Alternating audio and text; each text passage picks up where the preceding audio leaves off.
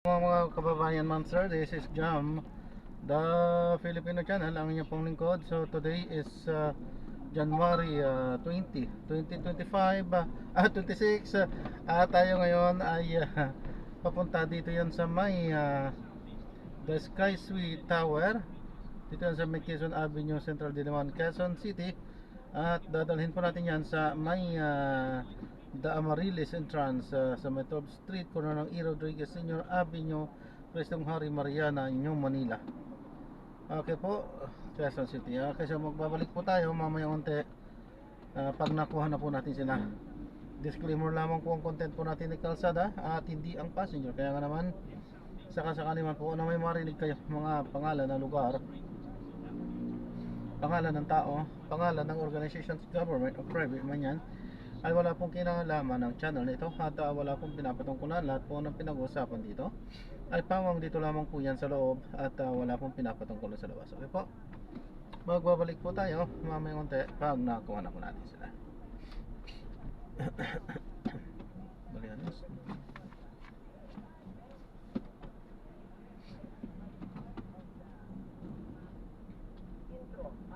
Samantala, makinig tayo ng mga nagbabagang balita at mga talakayan habang tayo papunta doon sa ating pag-area. 50% goes to me, 50% goes to intro. Oh, yeah. INTRO. All right, ma'am. I love what you said in your website na yung inyong podcast ay hindi dahil gusto nyong maging viral. Kasi ngayon ganun viral. Gusto ko maging viral. Kahit ano na lang gagawin mo. But your podcast is beyond going viral. It's wisdom. Yes. Diba? Oo. Ang mga ini-interview ko, mga tao that was able to overcome hardship. Yes. You know? Marami dyan. Of course, Sofronio isa na yun. Opo. Lea Salonga. Naging podcast na rin. The King of Talk, Dr. Boy Abunda. Yes. Even Karen Davila. Because they're all my friends. They visit New York and they accept my invitation to be part of Lloyda Lewis podcast. Let's live, love, laugh and learn together. Yes, sana nga po maka-visit rin tayo sa New York this year. Yes, Yan po yes. sa inyo dyan, di Yes, ba? yeah. Oo, okay. Well, maraming salamat po and thank you so much for the honor of being on our show. I'm sure marami pong Pilipino na inspire po sa inyo sa kabila po ng mga nangyayari sa aming bayan po ngayon. And maraming salamat po, Ma'am Lloyda Nicolas Lewis. Thank you. Thank you po. Nia. Thank you, Meg. Thank you po. Alright. Ay, binabati lang po natin mga kaibigan mga po sa LTO, Miss Cheche Visitacion, good morning. Edie Gray, good morning. And RD Leverita, maraming salamat po. Finally, I will get my license, yung pong hard copy. Salamat po sa LTO. Ayan po, ito po si Nina Corpus. Happy Tuesday po sa inyong lahat. Siyempre, forever, lalo na ngayon, na-inspire pa ako. Sa servisyo, sana hanggang 80 din ako. At umabot ako sa edad na yun. Tama, magtubig tayo. Uminom tayo Spray ng tayo tubig. sa face. At uminom ng tubig. Susunod po, headline ngayon kasama si Jeffrey Hernaez at Lee Galazo. Muli ako po sa servisyo. And syempre, sabi nga ni Ma'am Lloyda, prayers, di ba? Move mountains, ayan. Maraming salamat at hanggang bukas, ito po, si Nina Corpus, nagseservisyo.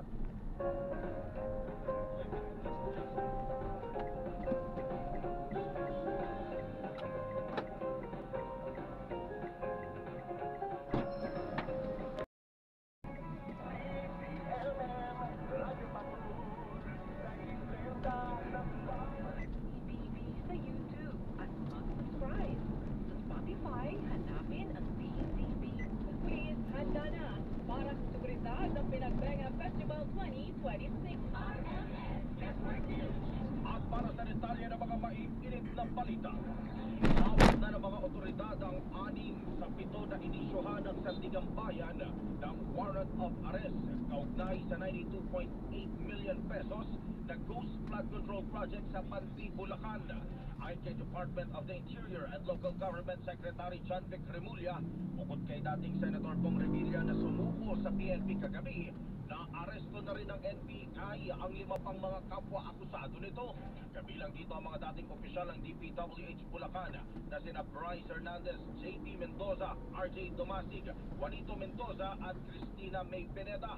Patuloy naman anya ang manhunt operation para sa natitira pang at-large na opisyal din ng DPWH Bulacan na si Emelita Capistrano Watt. Out of the 6 other accused, 5 ang nasa custody na ng pinagaling sa DPWH. Isa na lang ang malapit na namin mahuli. Alam na namin kung nasaan siya. Samantala, hinimok naman ng Philippine National Police ang iba pang may warrant of arrest dahil sa flood control scandal na sumuko na. SILG Remulla tiniyak na wala magiging special treatment kay dating Senador Revilla. Ang kasama natin sa balitang yan, si Rajuman Marcio Domingo. Sa punong balitaan na ginanap sa Kapoklame, sinabi ni SILG John P. Remulla na walang magiging special treatment kay dating Senador Ramon Bong Revilla. Nabatid na sumuko si Revilla kagabi sa CICC para sa warrant of arrest na issue sa kanya at sa 6 na iba pa kaugnay ng 92.8 sa first flood control project sa Panty, Bulacan. Ayon kay Remulla, ang Sandigan Bayan na magdesisyon kung saan ilalagay ang nasabing dating senador at isinigin na rin sa kanila ang mga available facilities kung kahit walang magiging special treatment para rito. Ang Sandigan na magdidesisyon. Ano po sabi niyo po? Ako po yung kausap niyo? Dati kasi Ha? dito, Ako po yung kausap niyo? Oo, yung grab take ko, nagbayad pala eh. Mhm. Sinabit na namin sa Sandigan. So, I assure you, walang magiging special treatment daw. Samantala ng Sandigan na ang dating senador para sa kanyang return of warrant. Kaugnay nito patuloy ang sinasabang manhunt operation para sa isa pang natirang akusado. Kasama mo sa Diesel sa Larin ng Manila, Rajuman Marcio Domingo, sa Orient. Sa kaugnay pa rin, balita kusang loob ng pagsuko ni dating Senator Bong Revilla pinuri ng Malacanang. Kasama mo sa balita si Rajuman Chanel Salazar. Pinuwi ng Malacanang ang pusang loob na pagsuko ni dating Senador Bong Revilla matapos ilabas ang arrest warrant laban sa kanya. Ayon kay Palace Press Officer Claire Castro, positibong hampang ang ginawa ni Revilla dahil pinakita nito na handa sa pumarap sa kaso at sumunod sa proseso ng batas. Mahalagang mensahe anya ito sa publiko na may mga akusado pa rin pinipilit sumunod sa batas sa halip na umiwas sa pananagutan. Dagdag pa ng palasyo taliwas ito sa ginagawa ng ibang akusado na nagtatago o kaya umaalis pa ng bansa upang takasan ng kaso. Si Revilla ay naharap sa kasong malversation of public funds na may kaugnayan sa manay maanumalyang 92.8 million na pesos na flood control project sa Panty, Bulacan. Kasama mo sa DZXL RMN Manila, Rajuman Sonol Salazar, Tatak RMN. Ang NBI handa sa kasakaling maglabas muli ang Sandigan Bayan ng arrest warrant laban sa pumapasok sa flood control anomaly. Ang kasama natin sa balitang yan, si Rajuman Chill Eprido. Rajuman Angel, Rajuman True, nakahanda na nga itong National Bureau of Investigation na NBI sakaling maglabas muli ang Sandigan Bayan ng arrest warrant laban sa mga umulit sangkot sa flood control scam. Ayon kay NBI Deputy Director for Operations, Attorney Jose Hustuyap, sa ngayon ay wala pa silang natatanggap na panibagong arrest warrant laban sa mga iniugnay sa anomalya sa proyekto ng pamahalaan sa bilang na ito mga senador na si Jingo Estrada at Joel Villanueva.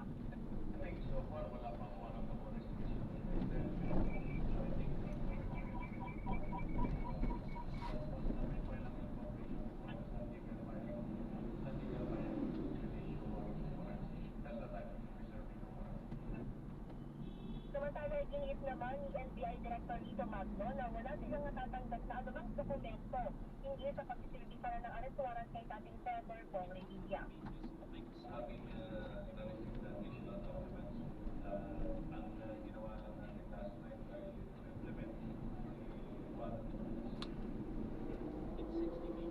Sa ngayon, hinihintay na lamang ng NBI kung ano ang magiging desisyon ng korte para sa return of warrant kung saan mananatiling pagtubiya ang mga Bulacan DPWH officials, maging si dating Senator Bong Revilla.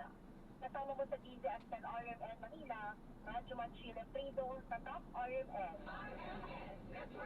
Sa patuloy pang may init na balita, muling iginiit ni Department of Public Works and Highway Secretary Vince Dizon na matibay ang ebidensya laban kay dating Apo Bicol Party List Representative Zaldico. Dumating si Dizon sa Sandigan Bayan kaninang umaga para tumestigo sa paglilitis sa 6th Division ng Anti-Graft Court kaugnay sa umano'y palpak na flood control project sa Nauhan Oriental, Mindoro. ombudsman ang nag-utos sa kanya na tumistigo laban kay Go, lalo na't patibay ang hawak nilang ebidensya. Aabangan na lang nila kung ano ang gagawing hakbang ng mga abogado ni Go sa pagdinig sa Sandigan Bayan. Pinapag-istigo ko ng ombudsman sa trial ng former Congressman Dalvico at ng iba pang mga opisyales tungkol sa project na flood control sa Oriental Luzon. Ginagawin natin ngayon na hindi natin anong mga tatanungan ng mga abogado ni Dalvico, pero masasabi ko lang pag-ibayos na yun sa sasabihin natin yung totoo.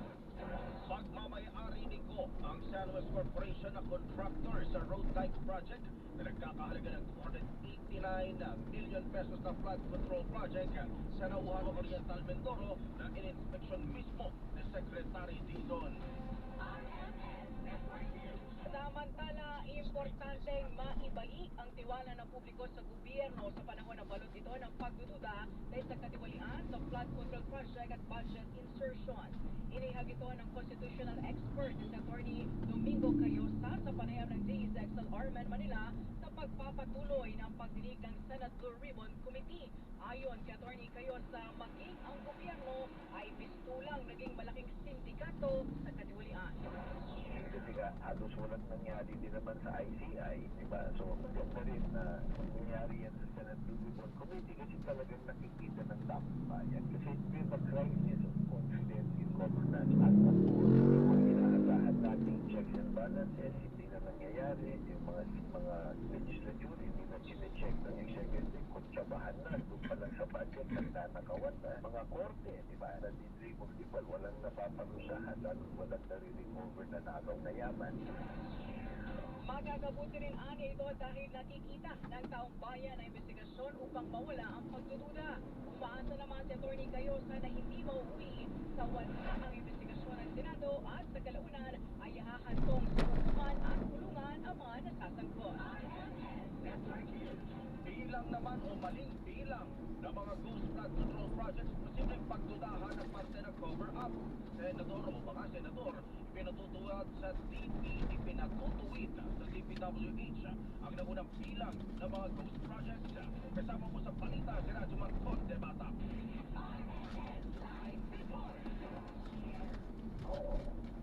Nababalita ni Senator Bam Aquino sa Department of Public Works and Highways sa DPWH ang manibilang ng mga projects na unang report ng ahensya sa Pangulo mula sa Pangulang 421 na bilang ng Ghost Control Project sa inspeksyon ay natukoy na 337 dito ang may mali-maling bill coordinate. Ibig sabihin, wala pa sa isang daan ang bilang mga flood control projects na may issue. Nangangapag na ang unang House dahil ng maling bill coordinate na mga flood control project ay maaanting na nagpupikot na mayroong pinagtatakpan ng organisasyon na maaaring magresulta ng pagkaantala sa pagsasampa ng kaso sa mga tunay na tanggalos sa anbadya. Ikinatatakot ng mga batas sa mga pang bumaba ang tingin sa pamahalaan dahil upang bumabahin ang itak sa mga ghost project. Iginilyang ilo sa DPWH na dapat linawin ang coordinate at hanapin kung saan sinasabing proyekto na nagawa at dapat makita na ito ay nasa parehong munisipalidad, parehong bayan o kahit parehong river system. Kasama mo sa DXLR Manila, Radyo Marcon de Bata, Tatak, RMN. Inaasahan na ni Pangulong Ferdinand Marcos Jr. ang pagsasampa ng impeachment complaint laban sa kanya sa Kamara. Kahapon, formal na inihain ang reklamo na isang attorney, Andre De Jesus, dahil sa unang pagkakasangkot ng Pangulo sa 2025 corruption scheme kaugnay sa program appropriation at iba pang usapin. Sa panayam ng DXLR Manila, sinabi ni Palace Press Officer Undersecretary Claire Castro na hindi na ito ikinagulat pa ng Pangulong Marcos lalo't matagal na itong umuugong. Ayon pa kay Castro, tuloy-tuloy lang ang trabaho ng Chief Executive kahit may mga ganitong klaseng usapin. Inaasahan naman ng Pangulo yan dahil sa iningay na ito Pinalutang na ito na Congressman Erice. Naging umanay siya nilapitan ng mga supporters ng Vice President at magsasampa nga ng impeachment complaint. So, kung nag-file sila kahapon, hindi na kinagula dahil nga sa maumugong noon pa itong iniingay ni Congressman Erice.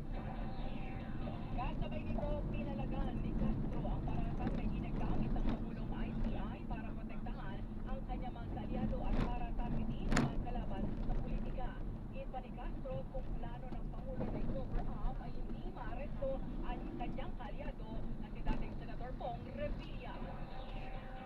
Sasabihin nila na para hindi ma-cover up ang mga kalyado, tandaan natin, si dating Senator Bong Revilla, kasama siya sa alyansa. Nauna pa siya sa lahat ng senador na sumuko dahil sa sinasabing warrant of arrest na issue sa kanya. So yan pala magpapatunay na walang sinisino ang Pangulo, kaibigan, kaalyado, kamag-anak. So tingnan lang natin kung paano nila ito i-twist yung facts na ito, di ba? I-twist yung facts. So, alam naman natin na mga gawa-gawa ang mga bintang na yan. At ito naman na alam ng Pangulo na ang lahat ng ginagawa niya inaayon sa konstitusyon at naaayon pa.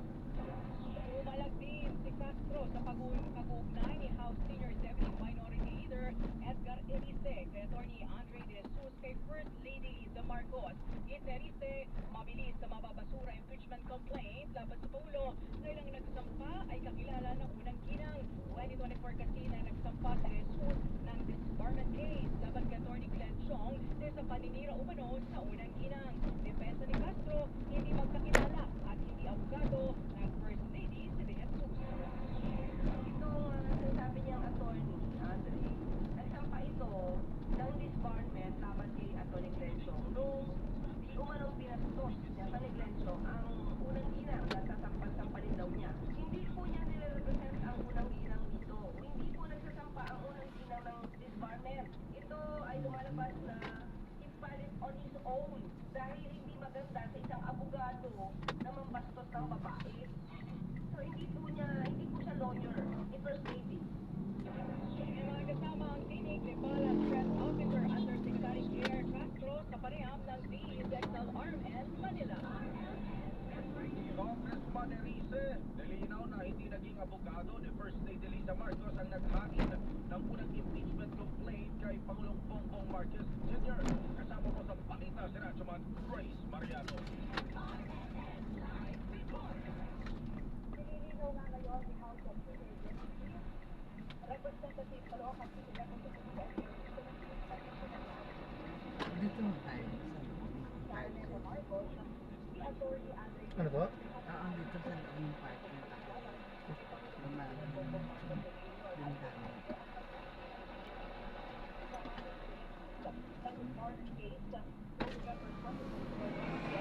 Block off. Nagpapadrop si ma'am sa parkingan daw po.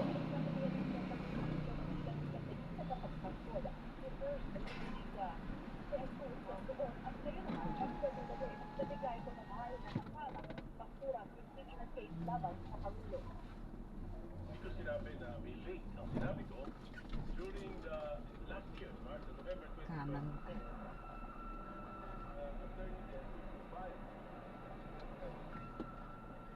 Doon na sa gilid.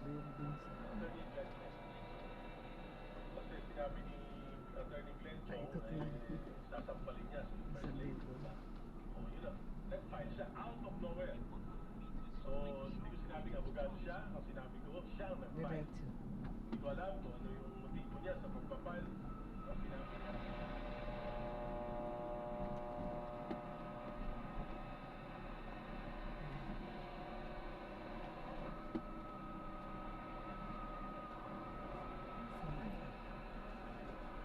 Out of nowhere, reading some articles. Dito naman sa gilid. Okay na po. Yes po.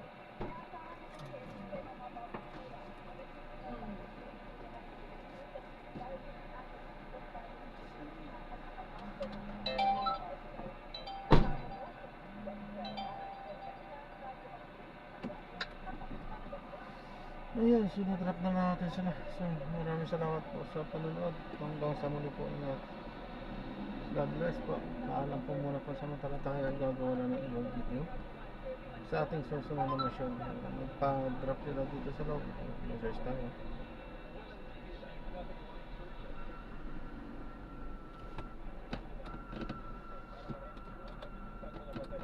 Apat na crew members na iniulat na nawawala matapos na sinasabing lumubog ang isang recreational motor bangka na Amihara. Eksklusibong panayam ng DXTC Armen Davao kay Coast Guard Station Davao Occidental Station Commander Lieutenant Regino Libres Ibinigay dito na nagpapatuloy ngayon ang paghahanap sa mga reported missing ngayong araw gamit ang mga assets ng Philippine Coast Guard tulad ng BRP Panglao mula sa General Santos City at BRP Palawan.